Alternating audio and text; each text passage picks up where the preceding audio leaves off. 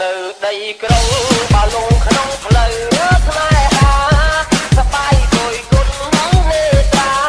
ពួកឃើញកញ្ញាស្លៀកសំពត់ខ្លីពេលអាវខាច់អាយទៅស្គែលីអូខ្ញុំភ័យអើយភ័យមើលនាំតែចង់រៃមើលនាំចង់រៃអូយនាំចង់រៃតែហាពីអោទាំងប្រាណដួងใจតែខ្ញុំអោព្រឹកមិនចារីដួងใจខ្លាចហើយស្រីស្រស់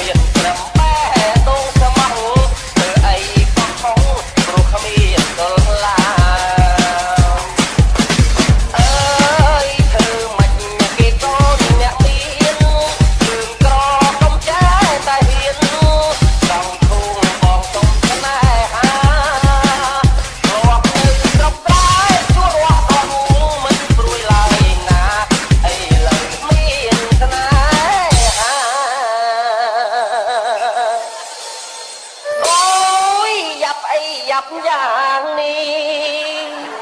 ហេហេ